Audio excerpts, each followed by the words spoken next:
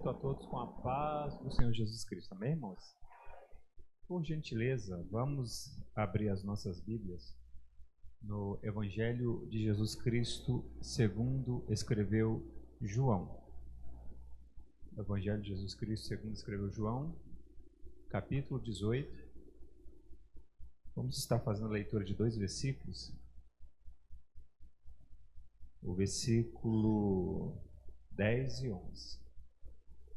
De antemão, quero louvar a Deus pela vida do pastor Dorival, ao qual me lançou o convite, irmãos? Sou muito grato a Deus pela vida dele, tem abençoado minha vida, a vida da minha família, meu ministério, que Deus possa te abençoar ricamente. E a todo o corpo de obreiros também, homens de Deus, temos vários expositores aqui, eu acredito que iriam expor com excelência também, mas cabe a mim nessa noite expor a palavra do Senhor, que o Senhor possa vir me dar graça, o Espírito Santo possa vir iluminar meu pensamento, para expor a palavra de forma fidedigna, irmãos? Que a gente não venha fazer violência à palavra do Senhor Jesus Cristo, que essa é a nossa preocupação. Versículo 10 e versículo 11. João capítulo 18. Então Simão Pedro, que tinha espada, desembainhou-a e feriu o servo do sumo sacerdote, cortando-lhe a orelha direita. E o nome do servo era Malco.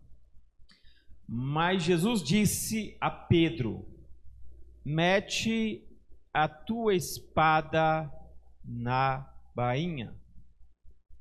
Não beberei eu o cálice que o Pai me deu? Irmãos, podem tomar os vossos assentos. Irmãos, confesso aos irmãos que quando o pastor Dorival me lançou o convite, eu queria fazer uma análise de alguns versículos do capítulo 21, de João. Eu já tinha esse texto em mente, queria fazer a exposição dele. E eu comecei, a gente geralmente faz uma análise contextual antes de a gente entrar dentro do texto, para a gente fazer algum tipo de exegese dentro do texto. E eu fui fazer a leitura do capítulo 18, irmãos. E quando eu estava lendo o versículo 11, eu me deparei com esta frase, muito forte de Jesus Cristo, interpelando Pedro que metesse a sua espada na bainha, que guardasse a sua espada, porque Pedro ele estava preparado para uma guerra, mas não era a guerra que Jesus ia travar. Quando a gente analisa toda a história judaica, irmãos, é interessante, que é muito importante a gente contextualizar. Quando a gente analisa Mateus 1,12, quando Gabriel está falando ali, o anjo Gabriel está falando para José acerca da vinda do Messias, o anjo Gabriel ele esclarece o propósito da vinda do Messias, que ele veio salvar o seu povo dos seus pecados. Mas quando a gente vai analisar a oração de Zacarias, pai de João Batista, ali em Lucas, a aspiração deles, dele ou deles, de toda a nação, era outra. Eles almejavam uma libertação, da sua nação, do jugo das nações estrangeiras. Quando a gente analisa toda a história ali, desde os impérios, o Império Egípcio, o Império Assírio, o Império Neobabilônico, infelizmente, devido ao pecado da nação de Israel, Deus utiliza destas ferramentas, destes impérios, para julgar o seu povo. E eles vão ficar sobre o jugo desses impérios por muitos e muitos anos, irmãos. Então, desde a queda de Jerusalém ali, no período de Nabucodonosor, até a ascensão do Império Romano, o povo sofria, o povo padecia, o povo pagava, né, grandes tributos. Embora a gente não seja, na verdade, irmãos, na verdade a gente não esteja subjugado por alguma nação, a gente paga muito tributo também hoje, né, irmãos? Mas naquela época o povo sofria demais, irmãos, e não tinha liberdade. Graças a Deus que ainda a gente tem liberdade de culto aqui, irmãos, né? Período interbíblico, irmão, foi terrível. Quando você analisa ali a história dos asmoneus, que eram os macabeus, chegou ao ponto de se sacrificar, né, uma porca dentro do templo, irmãos. Então, era terrível a perseguição que o povo de Israel estava sofrendo. E eles almejavam uma libertação, não de alma, não de espírito, mas uma libertação do jugo dessas nações. Mas quando Jesus ele veio aqui nessa terra, ele veio para nos libertar, não de sistemas, mas ele veio para te libertar, para me libertar dos nossos próprios pecados, da escravidão por causa da herança de Adão, através do pecado original de Adão e Eva ali no Éden. Infelizmente toda a raça humana caiu com Adão e Eva, e nos tornamos escravos do pecado, nos tornamos escravos dos nossos desejos, nos tornamos escravos das nossas concupiscências, e o propósito da vinda de Cristo é esse: te libertar deste jugo. Irmãos, e é interessante que Pedro e os demais discípulos andaram 3 anos com Jesus, e Jesus pregando ali o reino dos céus, falando de eternidade, falando que a eternidade tem algo melhor, falando que lá em João 16:20, Jesus olhou para os discípulos e falou: olha, na verdade vos digo, que vós chorareis, e vós lamentareis, e o mundo se alegrará, e vós estareis tristes, mas saiba que a vossa tristeza, ela se converterá em alegria. Jesus já estava falando as dificuldades que eles iriam passar, as perseguições que eles iriam passar, mas a promessa não é só uma promessa terrena, mas é uma promessa eterna. A promessa que Jesus te fez não é só para essa terra, mas ela transcende a eternidade. Ele falou: olha, eu vou ao Pai, mas não vos deixarei órfão, eu vou enviar o Consolador, e daqui uns dias eu vou vir buscar vocês, para onde eu estiver, vós estejais comigo.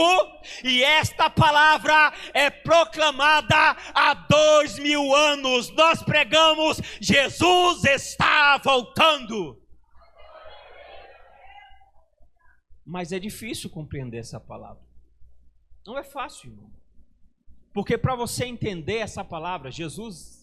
Foi me dada a oportunidade, uma quinta-feira, eu fiz uma exposição de Mateus 16, e Jesus ali no versículo 23, Jesus estava falando que era necessário ele ir a Jerusalém e padecer na mão dos anciões, e ser morto, e ser crucificado, mas ao terceiro dia ele ia ressuscitar. Aí a Bíblia fala que Pedro ele se levanta e fala: olha, tenha misericórdia de ti, Senhor. De maneira nenhuma te sucederá isso, porque Pedro, como os demais discípulos, como também Judas, todos almejava alguma mudança terrena. Irmãos, as promessas são eternas. Você está vivendo aqui, Jesus falou: no mundo tereis o quê? Aflições. É no plural, é muitas, irmão, é muitas aflições que nós vamos ter aqui nessa terra. Recebe essa palavra, que quem falou foi Jesus de Nazaré, mas ele falou: tem de bom ânimo, porque eu venci.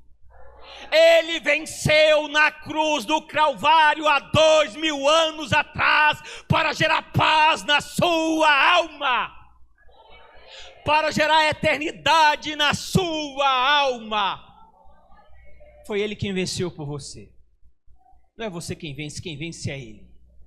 Você só está no barco porque Ele venceu. Ele se entregou por mim, por você. Ele foi crucificado, Ele foi humilhado, Ele foi escarnecido. Ele morreu por mim, por você, porque Ele morreu na cruz como um cordeiro substituto. Nós éramos para padecer, mas Ele levou sobre si as nossas enfermidades, as nossas dores. Mas é difícil entender essa palavra, irmão. E Jesus falou, repreendeu Pedro lá em Mateus 16, 23, para trás de mim, Satanás. Olha, irmão, Pedro, alguns versículos antes, tinha sido usado por Deus. É para falar que Jesus era o Cristo, né, irmão? Deu uma bola dentro, daqui a pouquinho dá uma bola fora. Olha, irmão, né? E Jesus olhou, olha, para trás de mim, Satanás, que me serve de escândalo, porque você não conhece as coisas que são de Deus, somente as coisas que são do homem. Você não conhece. E naquele momento, Jesus ele começa a falar, se alguém quiser vir após mim, negue-se a si mesmo. E Jesus está falando ali, irmãos, acerca dos impulsos. Porque muitas das vezes nós temos tantas aspirações, temos tantos sonhos, temos tantos propósitos, irmãos, esquecemos de entender ou buscar qual... Irmão, isso aqui é o maior desafio do crente, irmão. Você vai passar a sua vida orando, pedindo ao Senhor discernimento. Senhor, eu quero entender qual é a sua vontade. Talvez você até entenda seu chamado, mas o Senhor ele vai deixar você orando a sua vida toda. Porque, irmão, a oração, ela vai santificar a sua alma, vai te gerar, né, vai te tornar uma pessoa cheia do Espírito Santo. Mas quem falar que não tem questionamentos com Deus, irmão, está mentindo para si mesmo. Todos nós temos alguns questionamentos, irmão. Porque Ele não revela tudo aquilo que Ele vai fazer na sua vida. A revelação de Deus na minha vida e na sua vida e na história da humanidade sempre foi progressiva. E quem quer entender a revelação de Deus precisa ter paciência. Se você quer entender e estudar Levítico, você tem que sentar ali num banco e vai analisar Levítico, entender os sacrifícios, vai ser difícil. Quem quer estudar, irmão, é número, é difícil demais, ali tem nome. Irmão, entender a vontade de Deus não é fácil, mas é para aqueles que perseveram até o fim. Porque nós vamos morrer buscando entender diariamente a vontade de Deus na nossa vida. Porque a revelação é progressiva, irmão. Cada dia o Senhor revela algo de diferente na sua vida e na minha vida. Cada dia, por isso que o crente, ele anda em novidade de vida, irmão. Para o crente, todo dia a vida é diferente, irmão. Porque o que Deus ele fez ontem na sua vida, hoje ele vai fazer diferente e ele vai fazer muito mais. E é interessante, irmãos, que Pedro, né? Jesus fala, olha, é necessário você negar os impulsos, enfim. E por quê? Porque Pedro não queria entender que o Messias, o rei dele, irmão, porque isso aqui, irmão, Paulo fala lá em 1 Coríntios, que isso aqui é loucura para judeu, para grego, é escândalo. Você entender que um Deus, principalmente na cultura, irmão, helênica, irmão, os deuses na cultura helênica, irmãos, eu vou te falar, eles tinham um patamar diferente. Então, para um grego entender que um Deus seria crucificado para gerar eternidade para alguém, isso não entrava, porque, irmão, a fé, ela não se absorve somente no âmbito racional. A nossa fé precisa ser racional, mas num sentido espiritual, irmão, porque quando você analisa o evangelho, irmão, e você vê Jesus cuspindo no chão, fazendo lodo e tacando no olho de uma pessoa para ela ser curada, isso não é normal, irmão, isso não é normal. Se você achar que isso é racional, não é, mas isso é coisa para crente, isso é coisa para servo, isso é coisa para aqueles que acreditam no poder de Jesus Cristo, porque Ele é o mesmo ontem, hoje e eternamente.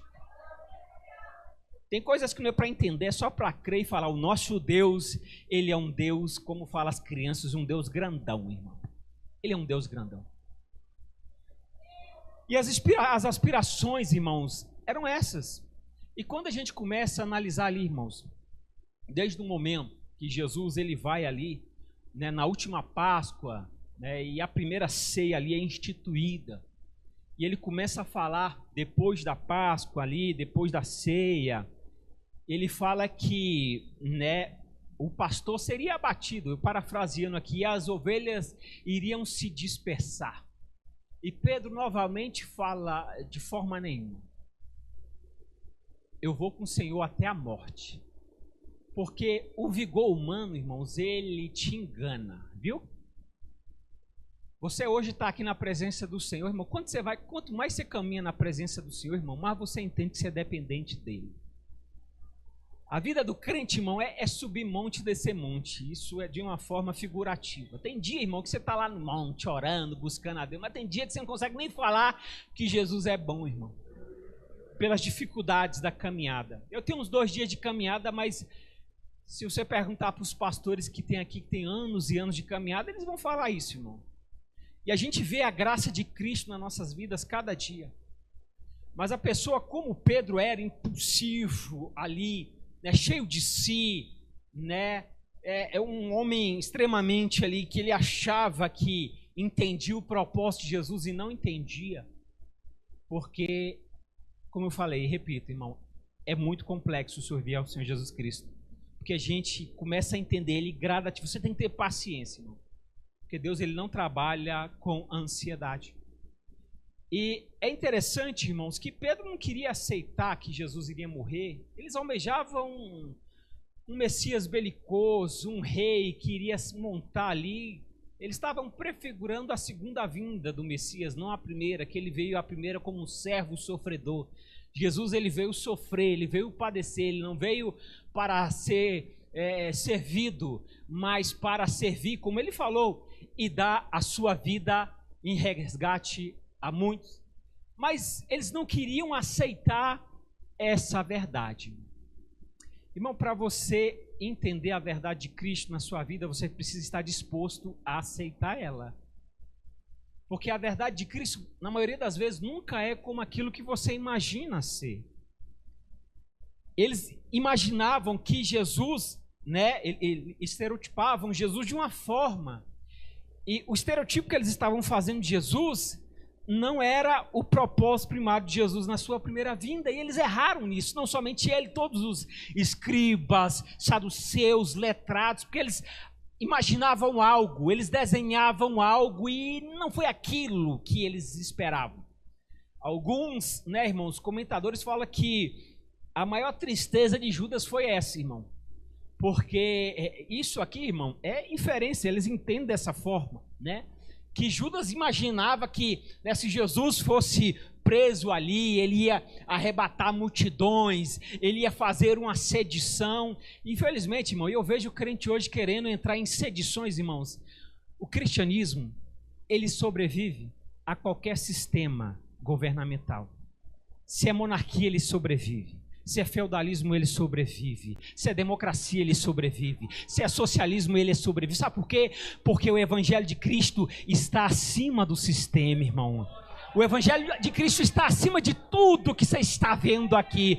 Pode entrar perseguição, irmão, o cristianismo vai sobreviver até a vinda de Cristo. A igreja pode ser perseguida, a igreja pode ser massacrada, como foi no primeiro século. Como Tertuliano falava, olha, o sangue dos mártires é a semente do cristão. Porque cada cristão que é morto ali no Coliseu de Roma, Deus levanta 10 para o que? Anunciar as boas novas dele. Irmão, o inimigo não tem como destruir o Evangelho de Cristo. O inimigo não tem como destruir a igreja de Cristo. Ele fala, olha, as portas do inferno não prevalecerão contra a minha igreja. Não tem como, irmão. Não tem como, ele não tem poder para calar a verdadeira igreja, aquela que não se contamina com as coisas deste mundo. E tem igreja verdadeira. Quem é a igreja verdadeira? Que levante a mão e dá um brado de glória. Tem igreja verdadeira ainda, irmão, que não está preocupado se é governo A, B, C, se for um ou outro, irmão, a gente vai continuar glorificando ao Senhor. Se vir perseguição, irmão, a palavra de Pedro já está aqui, irmão, nos nossos corações. Para onde iremos nós? Só tu tens palavras de vida eterna. Depois que você escutou o Evangelho, depois que o Evangelho entrou no seu coração, depois que o Espírito Santo te convenceu do pecado, da justiça e do juízo, você não tem mais para onde ir. Você sabia disso? Você pode ir para qualquer local, mas você vai parar aqui, na casa do Senhor, porque você pertence a Jesus de Nazaré. Como foi cantado aqui, Ele já te comprou com o sangue dEle. Não foi com ouro, nem com prata, nem com pedras preciosas que Ele te comprou, mas com seu próprio sangue. Ele te resgatou do pecado. E Jesus, irmãos, quando terminou a ceia, quando Ele falou, aí Pedro ali, irmão, todo empolgado, Jesus olhou para Pedro, irmão, eu acho bonito os discursos de Jesus com Pedro ali, as conversas. Jesus olhou para Pedro lá todo empolgado, né? Olha, esses aqui podem até te abandonar, viu? Mas eu não vou te abandonar, não. Jesus olhou para Pedro, Marcos escrevendo e falou, olha, Pedro, tem uma coisa para te dizer, viu? Hoje, antes que o galo cante 2 vezes, 3 vezes, você vai me negar. Vou não. Essa era a palavra dele. Irmão, você não nega o Senhor, sabe por quê? Porque o Espírito Santo de Deus está na sua vida.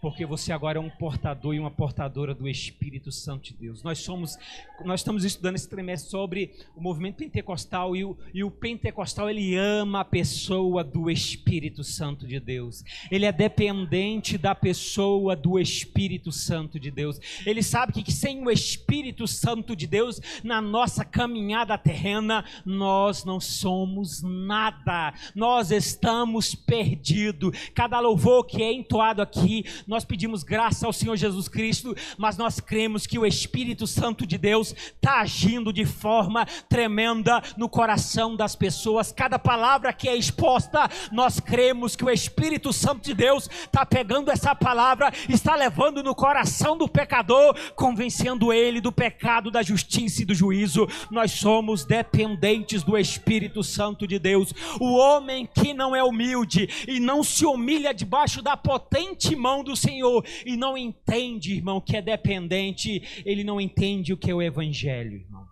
Ele não entendeu ainda o que é o Evangelho. Pedro estava andando 3 anos, irmãos, e deu várias gafes, porque ele não entendia ainda a profundidade do Evangelho. E Jesus Cristo vai ter paciência com Pedro. Irmão, Jesus, ele tem muita paciência comigo e com você. Quantas bolas fora a gente dá, irmão? Muitas das vezes pela empolgação, pela imaturidade, viu, irmão? Pela ansiedade, porque a gente tem tantas ansiedades. A gente quer que Deus fale logo, quer que Deus haja logo. E não é no nosso tempo, mas é no tempo de Jesus Cristo, irmão. Jesus falou, você vai me negar. É interessante que naquele momento ele sai ali, irmão, do cenáculo e vai ali para o Monte das Oliveiras e vai chamar 3 em particular, Pedro, Tiago e João. E ali, irmãos, o momento do Getsemane, ele é um momento de grande tensão para Jesus. Cada evangelista vai desenhar de forma muito perfeita, todo o processo que o nosso mestre Jesus passou ali, no Getsemane, irmão. A ansiedade, porque ele era homem também, irmãos, ele era 100% homem e 100% Deus, irmão. As angústias que ele estava passando, porque, irmão, coisa boa é a gente não saber o dia, a hora e o minuto que nós vamos expirar, que nós vamos morrer. Irmão, isso é um segredo que Deus deixou maravilhoso, pastores. Que eu não queria saber o dia que eu ia morrer. Vocês querem? Quem queria aqui? Eu quero que seja de repente, quero nem ver, irmão, Fechei o olho, já partiu, irmão? Aí vai depender da tua linha escatológica aí, mas não importa, Que nem um pastorzinho uma vez chegaram para ele e falaram, olha, é só 144 mil que vai subir, é só 144, ele olhou para um senhorzinho, pastor, ele falou, meu filho, eu não sei se é 1, eu não sei se é 1000, se é 10 mil, mas tu pode ter certeza que eu vou estar lá, pode ter certeza que eu vou estar lá naquele grande, eu não sei quantos é que Jesus vai levar para a eternidade, mas eu creio que eu vou estar lá. Quem crê que vai estar lá, levante a mão. Então acho que vai ter mais do que isso, irmão. E Jesus passando por todo aquele processo, irmão. E quando nós passamos por processo, irmão, a gente muitas das vezes queremos um apoio, nós queremos uma ajuda, nós queremos um ombro amigo, Mas eu vou te falar, existem processos na nossa vida que são processos que eu e você precisamos vencer eles sozinhos. E Jesus nos ensina ali no Getsemane. Ele chama Pedro, ele chama Tiago e ele chama João para passar aquele momento. Irmãos, eu tenho certeza que se os discípulos soubessem que Jesus ia ser arrancado das mãos deles, eles não tinham largado Jesus, pastores. Eles iam abraçar Jesus, eles iam beijar Jesus, porque a gente não sabe, a gente nunca sabe qual vai ser o último momento que a gente vai estar perto das pessoas que a gente ama, irmão. Você nunca sabe, por isso que a gente tem que amar é hoje, a gente tem que honrar é hoje, a gente tem que beijar é hoje, a gente tem que abraçar é hoje, é nesse momento, porque daqui a 10 minutos, irmãos, nós não sabemos. E muitas das vezes nós somos negligentes, como foram os discípulos também. Se eles soubessem, eu tenho certeza que Jesus seria arrebatado das mãos deles, irmãos. Eles tinham ficado ali do lado de Jesus a todo momento, irmãos. Aí a Bíblia fala que vem chegando, irmão, uma multidão com Judas. Sabe o que é que isso me impressiona, irmãos? Que era uma multidão, vamos falar assim, de crentes também, irmão, de judeus. Estava todo mundo ali com arma, com um pedaço de pau, com lanterna, caçando. Quem é? Todo mundo caçando. Eles estavam furiosos, eles queriam prender Jesus, eles estavam preparados para uma guerra. Olha que incrível, irmãos. E é interessante que quando a gente analisa da parte de Jesus, a gente achava que os apóstolos estavam preparados para deixar o Senhor Jesus Cristo ir e cumprir o seu ministério e fazer aquilo que o Pai tinha determinado, que ele falou várias vezes, é necessário que eu vá. Naquela mesma hora, irmão, olha, lá na vigília, no monte, tinha um irmão Pedro com a arma. Olha, irmão, ele vai puxar a espada da bainha e vai, irmão, tentar decapitar um cidadão chamado Malco. Só cortou a orelha, irmão. Mas ele tentou tirar a cabeça. Esse aqui não escapa. Sabe o que é que me impressiona, irmão? Tinha crente do lá e tinha crente de cá. Era um encontro de duas multidões, irmão. Eram judeus, talvez tinha alguns guardas, enfim, mas a maioria era judeu. E tinha judeu do outro lado, que era irmão. E eles estavam querendo brigar um com o outro. E é aqui que Jesus ele quer falar comigo e contigo. Mas ele já falou através da exposição, mas é nesse ponto. Naquele momento, do ímpeto de Pedro, ele arranca a espada. Porque ele estava preparado para a guerra. Irmão, quantos crentes dentro da igreja estão preparados para a guerra, irmão? Eles toda hora estão tirando a espada da bainha, irmão. E esquece que o irmão do lado é irmão dele. Os dois vão para o mesmo céu, os dois servem o mesmo Cristo, mas está doido para arrancar a cabeça, irmão. E sabe o que é que Jesus quer falar comigo e contigo aqui nessa noite? Ô Pedro, guarda a espada. Mete a tua espada na bainha, aqui não é local de briga. A nossa luta, irmão, não é contra a carne nem sangue. O Senhor não te chamou para guerrear entre irmãos. O Senhor não te chamou para você ficar com facção, com briga, toda hora puxando espada, toda hora querendo guerrear, toda hora querendo confrontar, toda hora querendo brigar, porque tem um espírito de sedição, tem um espírito ali, irmão, olha, de Pedro no coração, que não quer aceitar a vontade de Deus. Aprenda a aceitar a vontade de Deus. Se Deus colocou, porque é a vontade dele, irmão. Tudo que acontece na vida de um crente, irmão, é a vontade. Você pode entender que é permissiva, que é diretiva, não importa, irmãos. Você precisa guardar a espada. Porque dentro da igreja, irmão, a gente tem divergências. Nem tudo, irmão, você vai concordar, isso faz parte. Jesus te deu uma inteligência. E isso, irmão, é um ponto que a gente herdou lá da reforma protestante. Nós somos chamados de protestante, que a gente protesta mesmo, irmão. A gente protesta e protesta com força. mas a gente precisa ter equilíbrio e sensatez nos nossos protestos. A gente não pode entender que um irmão meu é o meu inimigo, não. Porque se eu entender que o irmão meu é o meu inimigo, a todo momento eu estou puxando a espada da bainha. Eu tenho certeza que vocês já tiveram reunião de líderes na caminhada. Eu não estou falando somente dessa congregação. Se você tem uns 2, 3 anos de crente aí, quantas guerras, quantas brigas, né? Quantas brigas por cargos, irmão, quantas coisas você já viu, irmão, dentro da igreja. Sabe por quê? Porque as pessoas estão tirando a espada da bainha, irmão. E Jesus, irmão, há 2000 anos atrás, Pedro fez aquele negócio, quase arrancou a cabeça de Malco. Jesus, ele falou para Pedro: olha, Pedro, mete a tua espada na bainha. Não beberei eu o cálice que o Pai me deu. Que os irmãos possam vir entender que nós precisamos aceitar a vontade de Deus. Que a gente tem que tirar esse espírito de sedição, de briga, de guerra. Irmão, era o que o senhor queria falar e eu falei, entendeu, irmão? Está aqui no texto, é uma palavra, não sei como é que você recebe ela, mas eu vou te falar, eu recebi de uma forma assim, exortativa para a minha vida, porque a gente quer toda hora briga, a gente quer toda hora guerra, e Jesus, irmão, não está nesse negócio, ele veio para gerar paz e trazer paz, amém? Ponha-se sobre os seus pés, vamos orar ao Senhor Jesus Cristo.